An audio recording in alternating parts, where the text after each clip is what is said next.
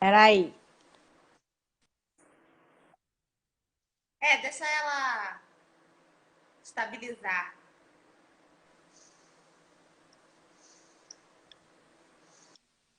Oi, tá me ouvindo? Tá meio. Agora sim. Que linda! Que Você saudade! também. Também, muita. Ai, ainda falta tanto, né? Uhum, nem me fale. Como é que tá aí, Lucélia, com a história do isolamento? Bom, eu estou há 48 dias em casa. A Lores sem aula já nesse tempo também. Mas o governo federal só pediu para ficar em casa tem 2 semanas apenas. Então, antes disso, as pessoas mais conscientes, né, que também podiam ficar em casa, estavam em casa. Mas a maioria estava circulando. São muitos casos aí? O estado está com 3.800. Aqui na minha cidade tem em torno de uns 40 casos. Mas é tudo subestimado, né? Porque não tem como testar todo mundo. É isso que eu estava falando pro pessoal, que essa história dos casos é muito relativo. Porque eu Uhum. acho que a gente sabe não quer dizer nada. Vou pegar aqui. Pessoal, deixa eu perguntar para eles. Vocês estão ouvindo a gente bem? Relativamente bem? Eu já pedi um fone, porque meu fone está quebrado. Mas, Eu coloquei um. aí melhora muito. É, Eu tô te ouvindo super bem. que bom. Olha a Olga! A Olga é uma querida. Ela tá aí nos Estados Unidos também, só que ela tá na Califórnia.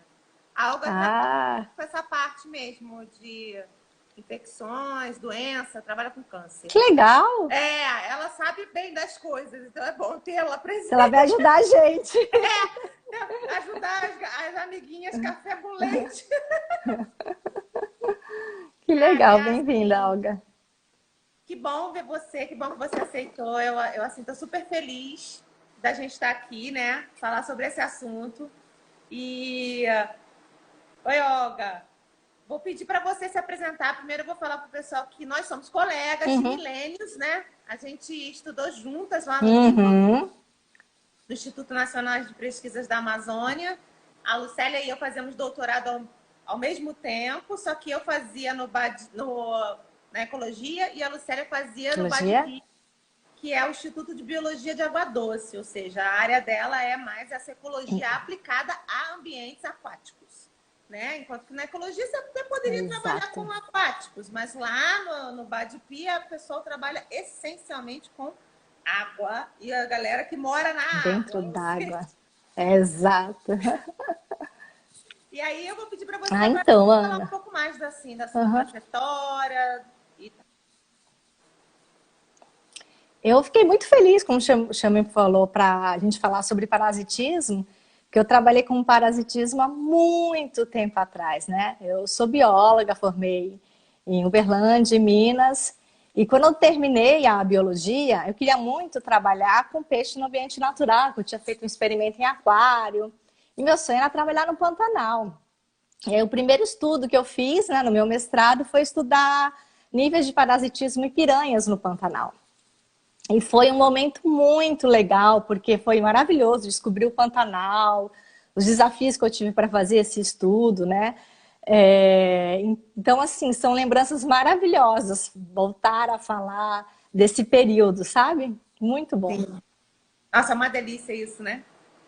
Eu tenho esse sentimento, Nossa, eu tenho esse sentimento toda vez que eu lembro de quando eu fui para Manaus mesmo fazer meu doutorado. Assim, é uma época que para mim traz as melhores lembranças, os melhores sentimentos da minha vida. Para mim foi assim o auge mesmo da minha carreira, de me identificar com o que eu estava fazendo, de estar tão feliz. É muito, eu sei o sentimento, é assim, é muito maravilhoso, é legal. mágico, né? Reviver isso é muito legal. E, Muito bom. Lucélia, como você sabe, né, você tem acompanhado aqui, a gente tem falado bastante de uma linguagem bem simplória nos videozinhos que eu tenho feito, inclusive no YouTube, de tentar demonstrar as relações ecológicas, falando do Covid-19, né, da doença e do coronavírus, trabalhar um pouco Uhum. isso. E eu acho que assim, é uma oportunidade muito boa de ter você aqui, que a gente pode trazer tudo aquilo que a gente falou, que eu dei como exemplos, né? nós humanos em relação ao parasita vírus para o ambiente, peixes e seus parasitas, né? Então, assim, eu queria que você falasse um pouco mais sobre a sua experiência com isso. O que você pode falar para a gente mais sobre essa relação dos parasitas, do parasitismo que você viu com os animais aquáticos, com seus animais? Quem eram? Como é que foi? Tá. Tá, o legal de lembrar tudo isso, assim, é porque, assim, quando a gente fala de parasitas, né, então se a gente pegar, por exemplo, no caso dos animais, você tem os animais terrestres e os aquáticos. E no ambiente aquático, ele é conhecido, né, os peixes são conhecidos por serem os vertebrados que apresentam as maiores taxas de infestação por parasitas. E isso se deve principalmente por causa do sistema aquático. Então, um sistema peculiar. Então, as propriedades da água fazem com que os parasitas eles tenham mais facilidade para sobreviver, para reproduzir, para completar seu ciclo de vida e até para se dispersar. Então, assim, é um laboratório, né, a céu aberto, trabalhar com peixes e com parasitismo. Nossa, e o interessante é que... Muito. Na época, por ser a água, traz com mais facilidade o parasita, né? O fluxo vai ser ali constante com as marés e tal. Mas eu não imaginava que ela em si, por outros motivos, facilitasse isso também. Então, isso é uma coisa muito legal para ser estudada, né? E quando eu comecei esse estudo, a maioria da literatura que eu tive acesso falava muito sobre estudos veterinários ou médicos, mas o que não tinha era ecologia. Então, eu me deparei fui estudar piranhas, me deparei com as minhas piranhas todas parasitadas. Elas tinham o que a gente chama de ectoparasita, que são parasitas externos, que ficam na pele, né, nas escamas, às vezes nos opérculos. E eles são conhecidos popularmente como piolho de peixe, que são crustáceos, né? Para quem trabalha na área, são brinquiúros, isópodas. E esses crustáceos se alimentam de sangue, são hematófagos, só que eles não são parasitas obrigatórios, eles são facultativos. Então, eles têm um período de vida livre. Isso se torna tudo muito mais complexo, né? E aí eu pescava essas piranhas e comecei a ver essas quantidades gigantes de cargas parasitárias, piranhas todas infestadas. E três coisas me chamaram muita atenção. Que eu tinha 3 espécies de piranhas. Uma era solitária, para quem é biólogo, é a serra-salmos marginatus, que é uma espécie solitária de piranha. E as outras 2 espécies eram gregárias, formavam grupos muito grandes. E uma que é conhecida como piranha vermelha, ela formava grupos de 30 até 50 indivíduos. Nossa, é muito, né? Então tinha 3 espécies de piranhas com comportamentos gregários completamente diferentes. Uma solitária e 2 com tamanhos de grupos diferentes. Tinha outras condições, que eu estudei isso em rio e também em lagoas. E em 4 períodos do ano. Na seca, depois na enchente, na cheia e na vazante. E encontrei resultados totalmente diferentes, né? De acordo com o sistema, com o tipo de hospedeiro. Então, os primeiros resultados que mais me chamaram a atenção foi o seguinte: o comportamento social. Geralmente, na natureza, o comportamento social ele vem para somar, né? Ajuda a proteger contra predadores, né? Aumenta a vigilância, ajuda a procurar comida. A vida em grupo é lá mais fácil, né? Isso para vários grupos animais, para a gente também. Viver em grupo é mais simples. E para os animais também, no caso os peixes também, né? E o que eu percebi? Que as piranhas que era solitária, a taxa de a carga parasitária, né? A quantidade de parasitas que ela tinha era muito menor em comparação às piranhas que viviam em grupo. A piranha que tinha o maior número de grupos, que era a piranha vermelha, né? O maior número de grupos, não, que vivia em grupos de grandes, né? Com um cardume muito grande, era a que tinha a maior taxa, a maior carga parasitária. E isso era principalmente em função de quê? Da proximidade de um indivíduo entre outro. Ou seja, o que a gente vem falando, né, pessoal? Quando a gente tem muitos Exatamente. de nós ocupando o mesmo espaço, o espaço vai cada vez ficando menor e a gente tem que ficar cada vez mais próximo, né? E aí o cardume nadando juntinho, fugindo do predador, ficando cada vez mais juntinho para se proteger. aumenta a chance de contágio. Um passa para o outro. Pro outro, exatamente, pela proximidade, um vai passando pro outro. Então, e aí eu ficava, né, nossa, então o comportamento social me ajudou a explicar as minhas taxas de infestação. E aí depois eu tinha uma outra coisa para explicar, que era por que as piranhas que viviam no rio eram mais parasitadas do que as que viviam nas lagoas. E eu tinha um outro desafio ainda. Tinha muito mais piranha nas lagoas. Então, a densidade de piranhas nas lagoas era maior. Então, eu esperava encontrar as piranhas mais parasitadas nas lagoas e não nos rios. E aí eu fui buscando informação. Eu fui tentar entender também o comportamento do parasita. Né? E eu descobri que como ele tem uma vida... ele não é um parasita obrigatório, ele é facultativo. Então, né, em algum período da vida dele, ele sai para buscar alimento, e depois, quando ele fica adulto, ele precisa do hospedeiro para se alimentar e para reproduzir. Então, quando ele está na fase de vida livre, ele nada. Ele nada para buscar o hospedeiro e para fazer outras atividades. Então, na lagoa, a água geralmente é parada, né, Ana? A água não corre muito, não tem correnteza. Sim. Então, imagina, para um bichinho que não chega a 1 centímetro, um crustáceo, né, achatado, de corpo achatado, que não chega a 1 centímetro, ele, numa corredeira, ele é levado. Sim. Entendeu? Então, o que acontece? Na lagoa, ele ficava fora do corpo da piranha, fazendo outras atividades, ia dar um rolê, né? E aí, quando ele precisava reproduzir, ele ia lá, nadava, pá, pegava o hospedeiro. Rápido. No rio não. Se ele desse bobeira e não pegasse o hospedeiro na primeira oportunidade que ele tivesse... A chance dele pegar é muito difícil. Ele ficava sem hospedeiro e podia morrer. Falta de alimento e não reproduzir. O que diminui o fitness dele. Então, aí, por isso que no rio tinha alta infestação das piranhas. E era porque os parasitas utilizavam o hospedeiro, no caso os peixes, né, como transporte, como meio de transporte também. Outros peixes? Não, as piranhas. As piranhas. O parasita usava as piranhas, né? Também pega carona na piranha. Exato. A gente tem isso, né? Tem isso nos pseudoescorpiões. Porque dentro dos aracnídeos, eu trabalho com aracnídeos, é bem legal que a gente vai poder fazer esse paralelo de como os comportamentos e essas coisas se repetem na natureza, né? Eles não são fixos, né, num grupo só. Os aracnídeos, a gente tem, né, as aranhas, escorpiões, pseudoescorpiões e os ácaros, que todo mundo sabe que são parasitas, e inclusive ectoparasitas de vários grupos de animais. Os outros não são parasitas. Porém, a gente acha com muita frequência os pseudoescorpiões, que são os aracnídeos bem pequenininhos, bem bonitinhos, parecem um escorpião, mas não é. A gracinha. E eles pegam carona, que a gente chama de poresia.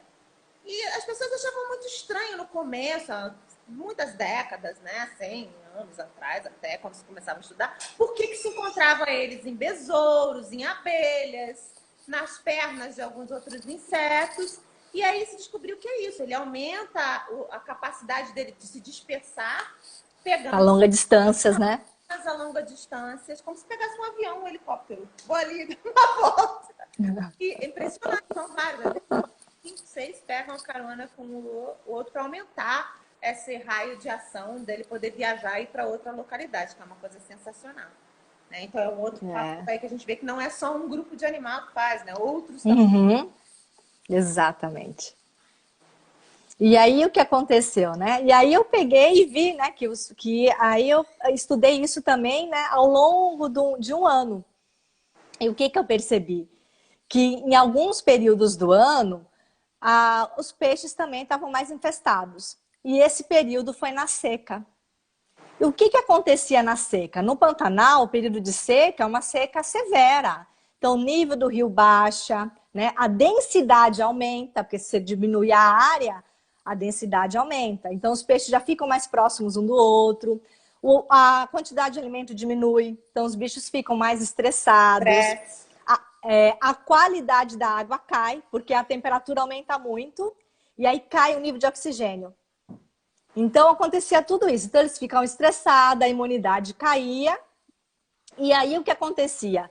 Eles viviam uma situação de estresse e as taxas de parasitas também aumentavam bastante. E aí, o que esse sistema natural, ele ficava muito semelhante, Ana, a um sistema intensivo de aquicultura. Porque quando a gente tem um sistema de aquicultura, o que a gente tem? Um monte de peixe, num espaço super pequeno, os bichos não estão nas melhores condições, né? Muitas vezes estão estressados, dependendo do tipo de piscicultura, né? Às vezes a qualidade da água não é muito boa. Então, eu tinha um ambiente natural que, em algum período do ano, em algumas poucas semanas, meses, ele se assemelhava a uma piscicultura intensiva. Então, nesse caso, a minha carga parasitária também aumentava muito. Então, quando o organismo, né, está sob condições não muito agradáveis, não muito positivas para ele, na qualidade do ambiente onde ele está, quando ele não está tendo contato com a alimentação, né, com o recurso alimentar dele com certa constância, poluição, a gente pode falar também, né, ausência do recurso, estresse, né, depressão e tal, essas coisas todas.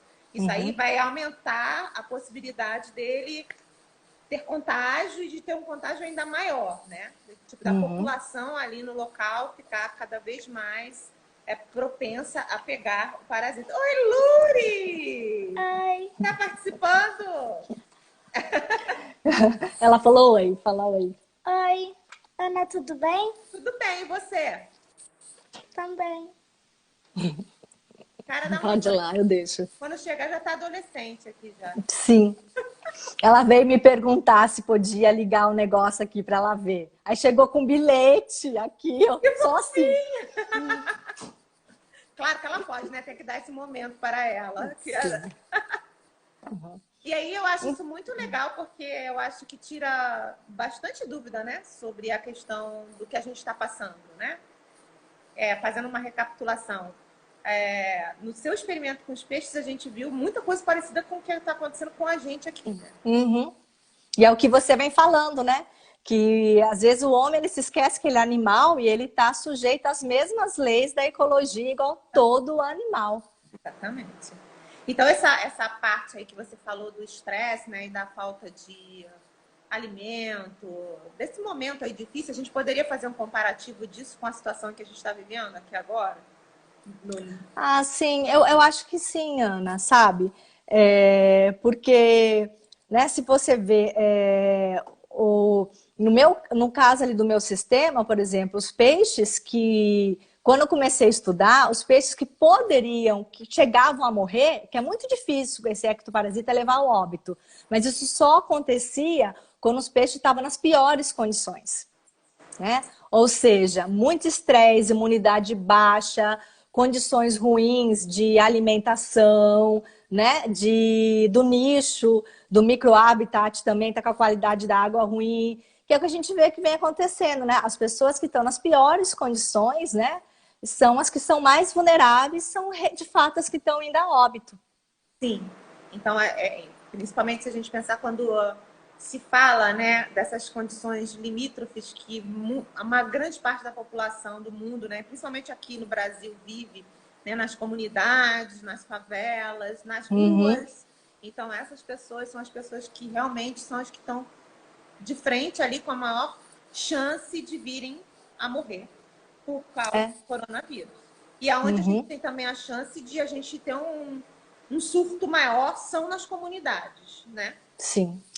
E você vê, por exemplo, no caso do sistema natural no qual eu trabalhei, essa qualidade ruim da água, ela era reduzida a algumas semanas. Logo vinha a chuva, o rio começava a encher, as lagoas, e se normalizava, né? No caso, por exemplo, alguns animais, né? No caso, a gente comparar, fazer esse paralelo com o que nós estamos vivendo, né? Com os humanos, essas condições não mudam. Uma outra coisa que eu achei super bacana, que eu acho que ela, do seu exemplo, mostra bem que nas relações ecológicas, ou seja, nas nossas relações, né, entre os indivíduos e entre as espécies, que a gente está sempre conectado, né? É um fluxo, um bate e volta. A influência de uma doença ou de uma relação, pode ser uma relação alimentar, né? No caso do predação, herbivoria, etc. Há sempre o O lado de uma espécie e o lado da outra espécie. O lado de um indivíduo e o lado do outro indivíduo. E como elas se comportam vai influenciar no padrão que vai ocorrer, né? Na forma como o fenômeno vai ocorrer. Então, no caso, havia uma influência das três espécies, da forma como as três espécies se comportavam, né? O hábito delas, se era gregário, se não era gregário. Havia a influência do ambiente onde elas estavam, mas também havia a influência do comportamento do parasita. Exatamente. Então, vai influenciava a forma. O hospedeiro age de uma forma, influencia. O hospedeiro tem um tipo de comportamento, influencia. Porém, o comportamento dele também vai influenciar no comportamento do parasita. E aí, o comportamento do parasita influencia essa taxa.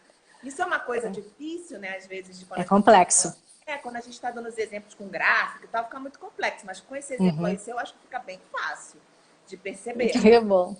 Né? Porque, então, acabou que eu fui feliz nesse estudo, porque eu sempre gostei muito de comportamento, né? História natural. Então, quando os peixes começaram a aparecer com os parasitas, eu já entendia muito do comportamento, né? Das piranhas. Porque era uma coisa que eu fui lá para estudar, para mergulhar para ver as piranhas. Fazer um estudo de comportamento, só que as águas lá não ajudaram, a água era turva o ano inteiro. Só em algumas semanas, no período de vazante, que a água era clara. Então, eu tive que mudar o foco do meu estudo. Então, por isso que eu tive todas essas ferramentas, né? Que me ajudou a entender bastante como esse sistema funcionava. Porque só a ecologia também não ia dar conta. O comportamento ajudou a explicar muita coisa. Comportamento, né? Eu acho que... Aliás, eu acho que o comportamento é uma chave para explicar grande parte das relações. Né? Não tem como isolar e achar que ocorre só por uma via de determinística, biológica. O comportamento vai influenciar muito e mudar completamente, né? E eu acho que a gente pode dar o exemplo exatamente aí do que a gente está fazendo com o nosso comportamento de fazer o lockdown, né? A gente está inventando um mecanismo, né? E, por exemplo, em peixes, né? É muito comum, até quem gosta de criar peixe em casa, quem tem aquário, é muito comum quando você tem peixe em aquário na natureza, você sempre olha um cardume, você vê um que está nadando meio tremendo, meio esquisitão ali no meio do grupo, ele fica isolado, ele mesmo se auto-isola. Cara, entendeu? Eu vi criança vendo o aquário. Eu ficava pensando, nossa, ele tá mal, esse peixe tá doente. E ele ficava sozinho no canto. Sozinho, que é para não infectar os colegas. Entendeu? Então, aquele peixinho que também as pessoas conhecem muito com o nome de barrigudinho, né? Que é o lebiste. Tem vários estudos com esse peixe, porque ele é pequeno, fácil de reproduzir. Então, é um objeto de estudo muito legal, né? É um excelente modelo para estudar. E aí, as fêmeas, né, de lebiste, de barrigudinho, ela não escolhe o macho que tem parasita, porque ela sabe que ele pode, né, não reproduzir adequadamente, que ele pode infectar outros, né, do grupo. Então, isso é muito interessante. Qual é o mecanismo, Lucélia? Você sabe dizer pra gente como é que ela evita? Qual é o mecanismo? Visualmente e quimicamente. Ela vê, né? Ela vê, então ela vê. Ela vê que ele tá com uma natação errática, nadando meio torto, meio esquisitão, ela vê. Às vezes, dependendo se é um parasita externo, que a gente chama de ectoparasita, ela vê o parasita. Quando ela não vê o parasita, é um parasita interno, alguma coisa desse tipo assim, ela sente, né, o cheiro. Então, são pistas químicas. Hormônio, odor, essas coisas. Então, ela percebe através desses dois mecanismos. Então, isso é uma coisa muito interessante, porque, né, isso tem a ver com seleção, né? Muito legal. Seleção natural. Uma coisa muito interessante, que visto para, no caso, vertebrados, principalmente gazelas, esse grupo de animais, que além do comportamento social ser importante, a classe social. Né? Então, por exemplo, tem algumas espécies de gazela que os machos territorialistas, eles apresentam tanto uma maior infestação, maior carga parasitária, assim como uma maior riqueza de parasitas, uma maior variedade de parasitas. Então, assim, aquele macho alfa territorialista, ele paga um custo muito alto por isso. Porque ele tem, né? Ele fica mais propício, né, a ter essas taxas, maiores taxas de parasita e maior riqueza também de parasita. Quando comparado ele com as fêmeas, com os machos solteiros que não defendem territórios e com os jovens. Porque ele vai ter que se deslocar, né? Ele se desloca mais, ele tem... E o estresse, né? O estresse, né? Luta, combate para defender aquele território, não é fácil não. Né? Eles frequentemente se machucam, É isso. então estão sempre ali no limite mesmo, né? A gente falou isso, a gente falou um pouco na live com o Everton, né? Sobre o predador, que ele paga, né? Um preço também. Sim, eu vi. E o alfa também paga, né? A gente sabe que o alfa, ser o líder, não é... Não é para qualquer um, não. E eles literalmente não escolhem isso, né? Eles são empurrados ali, né? Não tem muita escolha, ele é empurrado porque ele paga, né, um preço alto por isso. E eu acho legal disso aí que você falou, que você me mostrou aquele vídeo, né? Eu te mandei, achei muito legal. Muito legal. E depois eu vou postar ele, eu não postei ainda porque eu vou esperar. Que a gente tem exemplos disso. Eu conheci alguns, mas aquele vídeo está sensacional porque ele deu vários exemplos, né? Disso que Lucélia falou, acontece com invertebrados também, né? A gente tem formigas, a gente tem abelhas, que as fêmeas reconhecem, e quando um está parasitado, infectado, ele evita entrar dentro do ninho, a formiga evita entrar lá dentro do formigueiro, que é uma forma de proteger também o grupo, né? Agora, eu acho isso muito interessante e dos invertebrados, eu não sei qual é o mecanismo, né? Porque nenhum daqueles do meu grupo faz, ou que eu tenha conhecimento, faça algo parecido. No caso dele se isolar, no caso do peixinho, você sabe qual é o mecanismo que envolve, no caso do peixe, dele se isolar? Ele mesmo já tem esse instinto natural de se isolar porque ele está mal? Ou é o grupo que o isola? Então, Ana, para peixes tem poucos estudos, né? O mais estudo é focado nesses lebistes e às vezes em sistemas de aquário, mas tem as duas coisas, né? Em aquário, tanto ele se isola sozinho, ele mesmo nada à deriva do grupo, mas na natureza já foi observado eu acho que o nome em português seria esgana-gato, que é um modelo também muito utilizado, um peixe europeu. O grupo isola ele, o grupo se afasta dele. Até porque ele se torna um alvo para aves piscívoras. Então, tá perto dele é um risco de ser atacado. E aí eu acho legal que dá para fazer um paralelo, né? De que a gente não está inventando nada de novo com o nosso comportamento frente ao... Não. Nenhuma novidade. Porque assim, eu não sabia de todos esses detalhes, né? Tô aprendendo agora com você com os peixes, mas é fantástico perceber que nenhum dos nossas estratégias é algo que a gente está inventando Não. Agora. Não, de jeito... Quando eu te mandei aquele vídeo, assim, que foi muito legal, né? Eu não consigo falar o nome daquele cara, eu acho que ele é meio árabe. Eu vou colocar ele aqui para fazer, eu também vou seguir. Não segui, não, porque hoje de manhã eu tava tentando fazer outras coisas, tô tentando ficar um pouco afastada da internet para ver se eu consigo fazer. Senão a gente não dá conta de tudo, né? Eu acho que o nome dele é meio árabe, alguma coisa assim, e ele pegou assim, né? Porque ele foi no ponto, né? Ele foi falar de distanciamento social. Sim, e é impressionante. Impressionante. Então, muito legal mesmo. Eu achei então, há 2 semanas atrás eu li um estudo na New York Times falando sobre gender gap, né? Sobre diferenças entre gêneros e tal, e o Covid. Então, um estudo que ainda está em peer review, né? Porque hoje está tudo em peer review, né? Porque não está dando tempo de publicar. A gente está em casa, e precisa os caras não estão dando tempo da gente conseguir. Não, e precisa lançar as informações o quanto antes, né? E aí, esse estudo, né? Que ainda precisa de vários mais estudos para validar, mas o que chamou a atenção foi o seguinte. O homem, ele tem uma maior taxa de contágio, né? Ele é mais infectado. O estudo primeiro foi feito na China, então lá em torno de 60% dos homens são infectados com Covid, 60 e pouco, acho que era 64 os homens, 32 as mulheres, algo em torno disso. Depois esse mesmo estudo se repetiu, né, na Europa e na Coreia do Sul. mostrando que os homens, eles são mais suscetíveis ao Covid-19. E aí, um dos motivos era, primeiro, o homem ele se expõe mais a situações de risco, Sempre. né?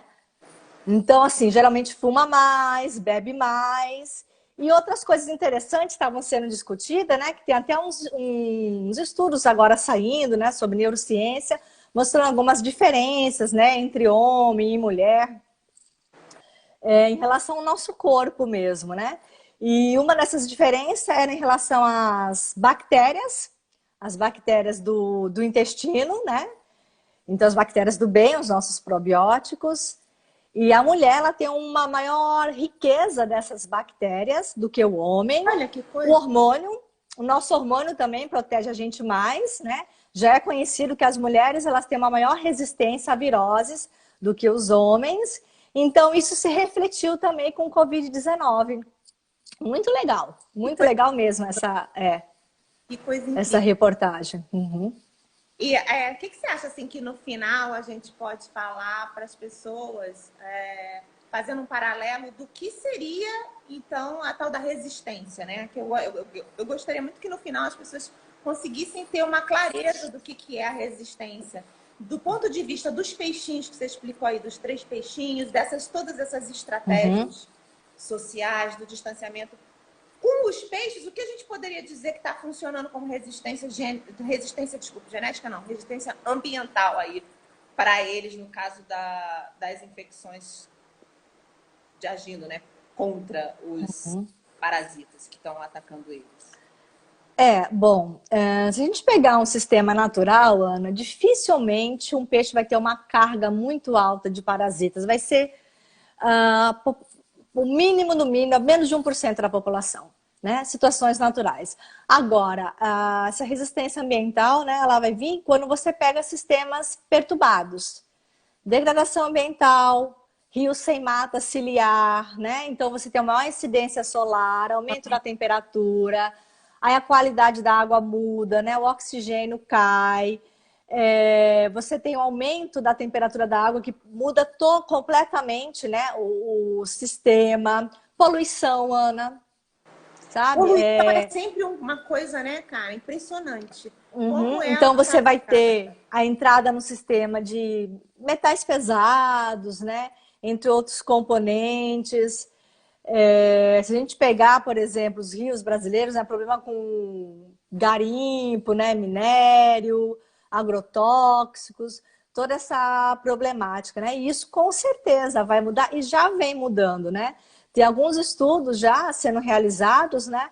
Em relação a parasitas, principalmente porque, por exemplo, assim, eu dei um exemplo do meu estudo lá no Pantanal, mas esses parasitas conhecidos como piolho de peixe, que são os crustáceos, eles só causam problemas em piscicultura. Incrível. E na natureza, geralmente não. Mas, por exemplo, a gente pegar algumas outras doenças, né, que tem hospedeiros intermediários, como esquistossomose, né, que é um problema de saúde pública. Então, alguns estudos já têm mostrado que é muito preocupante, porque vai mudar toda essa relação. Quando você aumenta a temperatura da água, pode, né, alterar o ciclo reprodutivo desses parasitas, a disponibilidade do hospedeiro intermediário, né? Tem ciclo que é muito complexo. Tem hospedeiro intermediário, hospedeiro definitivo. Então, assim, aumento na temperatura de 1 grau, né? Que consequentemente vai vir com as mudanças climáticas, aquecimento global, ele vai afetar em muitas das relações, né? Todas as interações vão ser afetadas. Mas essa interação parasita hospedeira, né? Ela é uma questão também de saúde pública. Então, isso é um assunto muito complexo, que ainda as pessoas já começaram a estudar, né? É isso, e degradação ambiental, poluição, né? E as mudanças climáticas estão aí com os 3 principais fatores que vão causar grandes mudanças. E eu acho que o principal problema hoje que a gente tem, Ana, é o seguinte, principalmente a gente que vive nos ambientes, né, nos trópicos, no ambiente neotropical. A gente está catalogando espécie ainda. A gente não conhece nada. É ínfimo. De peixe, gente. Quanto, Lucélia, mais ou menos? Aí dá um chute aí pra gente. O que a gente conhece de peixe? Olha, o último trabalho que a gente até saiu, que a gente publicou, foi Scientific Data, né? Mais ou menos em torno de 2.800, 3.000 espécies, mas provavelmente esse número deve chegar a 5.000. Então, o que acontece é o seguinte, a gente não conhece nem ainda todas as espécies do nosso sistema e nós já estamos tendo que entender as mudanças que estão ocorrendo e como que essas espécies vão ser afetadas. Essa conta não bate. Aham. A gente não tem como dar conta disso. Gente, e como que a falta, como que altera elas, nos altera, né? Influencia a gente. Uhum. Realmente, essa conta não está batendo. Eu acho que essa mensagem aí é super importante para as pessoas. A coisa está acontecendo numa velocidade que a ciência não tem tempo. A gente não está tendo tempo. Não dá tanto tempo, Ana. Exatamente. E aí é justamente aí que vem a pior fase, né? Porque, por exemplo, assim, não tem como... As pessoas estão fazendo, né, modelagens, matemáticas, né? Utilizando vários recursos para prever o que pode acontecer, né? Mas é difícil, porque principalmente nos sistemas que a gente trabalha, né, na região neotropical, a gente ainda não tem todas as informações de história natural, comportamento, ecologia das espécies. E são essas informações que vão balizar, né, as mudanças que vão ocorrer. Então, sem essa base, né, sem essa parte da ciência básica, mínima, né, para a gente entender como o sistema funciona, como que nós vamos manejar isso, remanejar, né? A gente vai passar por um período complicado aí. Eu acho que é legal a gente falar isso, eu acho que essas são as nossas maiores angústias, né? Quando a gente viu o corona, né? A gente tomou conhecimento dele, o que eu falei lá na entrevista, não sei se você viu, que você também, nenhum de nós se surpreendeu. Eu não imaginava nunca que ia acontecer isso. A gente sabia que isso poderia acontecer. O que nos angustia é exatamente isso. A gente não conhece, a gente sabe que está na iminência de acontecer aqui, que pode acontecer a qualquer minuto dentro da Amazônia, que tem N espécies que a gente não conhece, que a gente está desmatando tudo no mundo inteiro, o restante. A gente começa a ter essa angústia dos impactos e da velocidade, né? Com que isso ocorre, tudo junto, né? Aquecimento global, crise climática, vírus aparecendo e a gente seguindo com o desmatamento, né? É isso que gera esse desespero na gente, nessa falta de ar, que eu acho que foi generalizada para nós, né? Faltou o ar, a gente ficou, ai meu Deus, eu preciso respirar. Eu lembro na semana foi difícil. Deixa eu só te avisar, porque aqui, ó, eu tô marcando a hora, porque com 40 minutos ele cai, né? Então, tá perto já, tô olhando. A gente tem 2 minutos, então era legal a gente falar para o pessoal que em 2 minutos a gente vai cair. Então, eu vou correr aqui para ver se tem alguma pergunta. E se vê se tem alguma pergunta para a gente responder. Se vocês têm perguntas, querem participar com perguntas, a gente vai cair, você guarda a pergunta e entra de novo e pergunta, tá bom? Eu não li aqui nenhuma pergunta, na verdade, até agora. Eu também não, Ana. Ou a gente foi muito claro ou ninguém entendeu nada. Você foi super clara. Peraí, eu acho que tem alguém que falou aqui alguma coisa. Para baixo. Uma menina. Olha o Crebinho aqui. Crebes!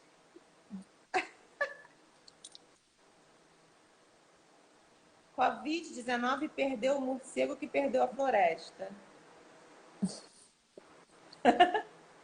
Eu acho que ela comentou uma outra coisa que eu vi. Peraí. Vocês acham que os desequilíbrios ecológicos podem fazer com que os parasitas ampliem o seu nicho, tornando-se não tão espécies específicos? É o Crebinho que está perguntando. Olha, Kleber, é bem difícil responder isso. Ele pode ampliar o nicho dele, como ele pode reduzir. Por exemplo, uma espécie que está limitada por uma temperatura, por exemplo, ela só consegue reproduzir até 25 graus. Mas se aumentar a temperatura, pode ser que ele não tenha condições, né, ideais para reproduzir, mas pode ser que ele reproduza mais rápido.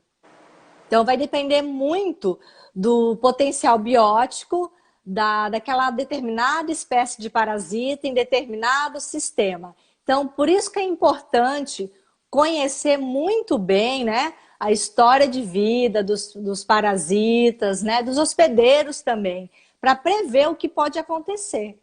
Mas tem alguns estudos já saindo com modelagem, já prevendo algumas coisas, principalmente esses parasitas que mais afetam, né, a saúde pública, malária, né? Essas doenças, como aumento de temperatura, né? No caso, por exemplo, dos insetos, né? Sim. E na realidade, por exemplo, o que pode ocorrer é que, eu já li algum estudo falando sobre isso, que essas doenças que estão muito localizadas em ambientes tropicais, né?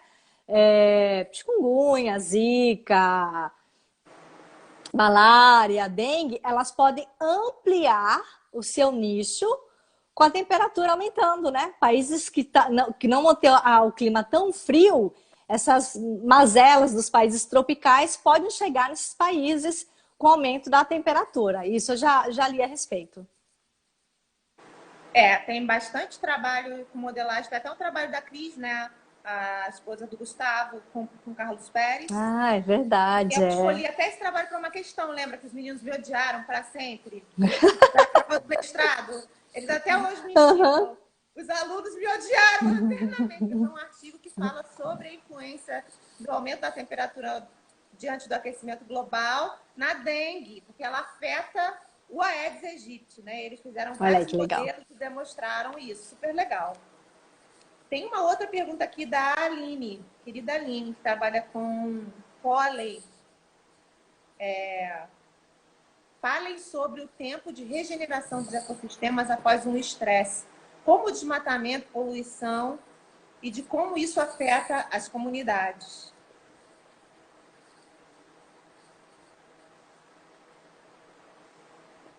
Puxa, varia pra caramba, né? Varia com a intensidade do efeito, né? Você quer saber, Aline, se esse tempo, né, de regeneração dos ecossistemas após um grande estresse, se ele vai influenciar no desmatamento e na poluição, e ele influenciaria no parasitismo ou ele influenciaria a comunidade de uma forma total? Porque eu imagino que, obviamente, com tudo que foi falado, ele vai influenciar no parasitismo, né? Ele vai alterar isso aí, vai aumentar a taxa de parasitismo ou diminuir. Ou diminuir. De acordo com isso, né? Com a poluição, com o estresse. Eu imaginando aqui numa situação hipotética, por exemplo, você tem um ecossistema que foi totalmente detonado, né? Sofreu um estresse absurdo. Desmatamento, poluição. Né? A água está poluída com metal pesado, com agrotóxico, turva, etc. Né? E com desmatamento também. Eu acredito que isso aí vai influenciar bastante, talvez num aumento, né, de parasitismo no primeiro momento. Vai depender do quanto o hospedeiro, eu estou pensando aí no caso do invertebrado, que aí já está na minha praia, de quanto lá o invertebrado vai ter potencial biótico de reprodução, né?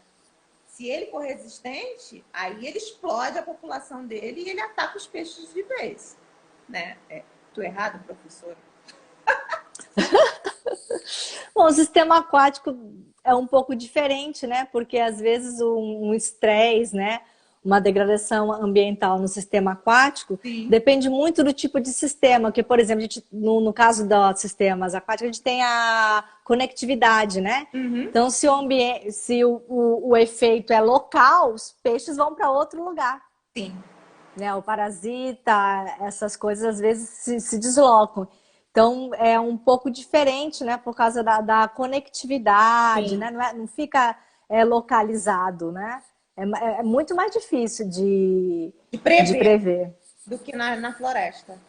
Lá dentro da floresta, no ambiente terrestre. No caso, para a gente pegar um lago, um sistema fechado, assim, é mais fácil de, né?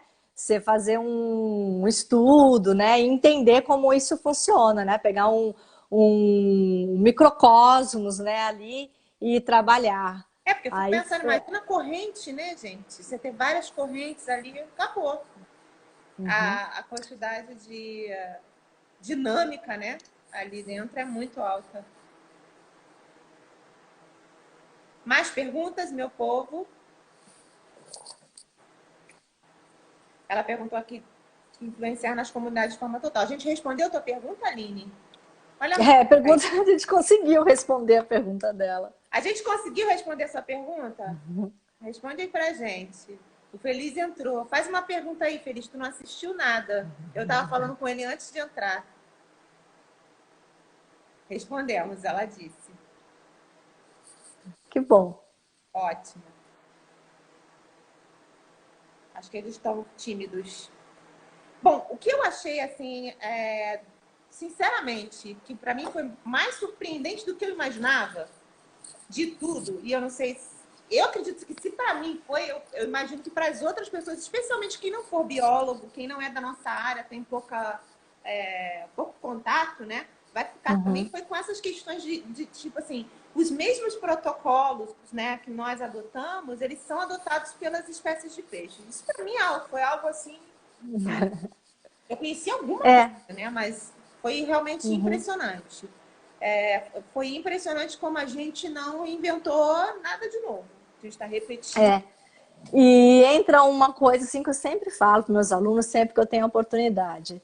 É porque, por exemplo, mesmo quando você trabalha com aranha, essas coisas, aranha é visto ou como um bicho que as pessoas não gostam, aquele bicho asqueroso, ou como aquele bichinho, mas peixe geralmente é visto como comida, Ana. Então, às vezes as pessoas esquecem, né, que peixe não é só comida. E aí, inclusive, tem um biólogo, né, que é o Balcombe, que ele fala até de sentiência, né, que é um termo novo, né, diferente de consciência, e que fala né, porque as pessoas ficam defendendo, não mata vaca, não mata o coelho, Mas pode matar mas peixe pode, entendeu? Então, então as pessoas realmente esquecem que os peixes são animais igual os outros, né? E que tem esses comportamentos elaboradíssimos, super refinados, né? Alguns peixes, eles pegam alguns materiais na água, fazem ferramentas para montar ninho, essas coisas, mas esquecem porque ele é visto como recurso, né? Como alimento. E eu acho que também muito pouca gente conhece isso. Pouquíssimas. Conhecem sim. a amplitude do comportamento. E aí entra em outro campo, que, por exemplo, quando você fala numa aranha, você vê aranha. Sim. Quando você fala num passarinho, você vê aranha. Desculpa, quando você fala num pássaro, você vê o pássaro na árvore. Quando você fala no peixe, se você não estiver num ambiente muito especial com água cristalina, você não vê o peixe. Sim. Ele está escondido lá na água, então ninguém sabe o que ele está fazendo.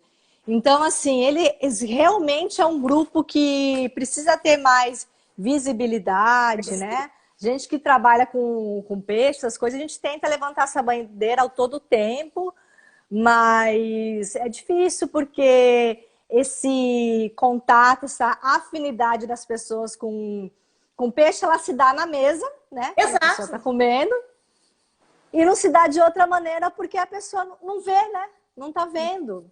A Elisa está falando aqui, quando estuda o comportamento do peixe, você fica deslumbrado. Exatamente. Quando você começa a ter contato, você se deslumbra, porque são várias estratégias. E eu creio, estava conversando até isso com a sua aluna, com a Andressa, num dos nossos museus itinerantes. Ela estava do meu lado, na barraquinha dos peixes, era do lado da barraquinha dos aracnídeos.